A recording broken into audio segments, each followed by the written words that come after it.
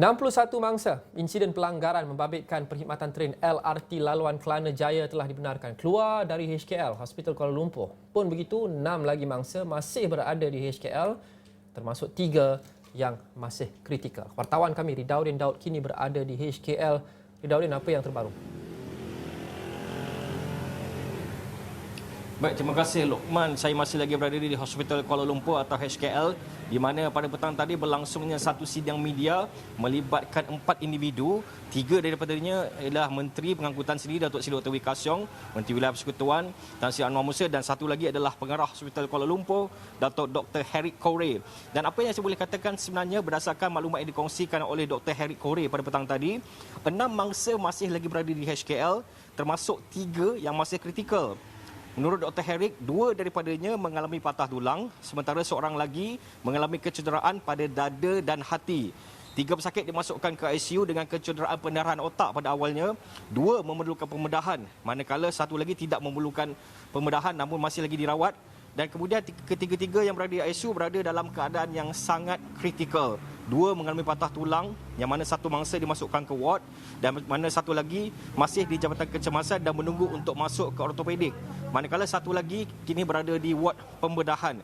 Jadi boleh dikatakan sebenarnya keadaan boleh dikatakan seperti yang Tan Sri Anwar Musa sebutkan sebentar tadi, beliau agak gembira kerana semalam dilihat angkanya agak tinggi 67, namun hari ini 61 sudah pun discharge.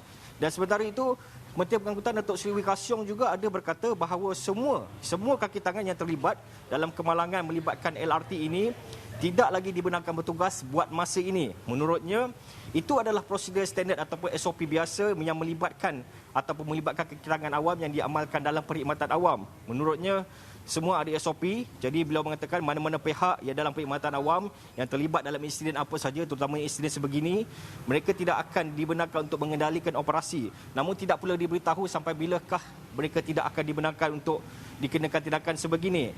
Jadi itu juga beliau mengatakan bahawa mereka perlu berlaku adil kepada semua orang, kerana mereka juga perlu menyiasat dari semua sudut, termasuklah dari segi komunikasi, dari segi signaling dan sebagainya. Dalam sidang media tadi juga, Datuk Seri Dr. Wee Ka Siong sempat juga memuji kepada semua anggota keselamatan dan petugas kesihatan yang pada beliau menjalankan tugas dengan sangat baik, di mana beliau mengatakan bahawa 8.33, kira-kira 8.33 mereka menerima panggilan, namun tidak sampai 15 minit kemudian mereka sudah pun tiba di lokasi kejadian dan kemudian mengambil dan menghantar mangsa ke hospital berdekatan, dan dalam 9.30 dan ke atas sudah pun ada pasukan penyiasatan melakukan siasatan. Jadi pada beliau semuanya dilakukan dengan sangat baik dan itu adalah hasil kerjasama dari pasukan dan koordinasi yang sangat baik melibatkan semua pasukan.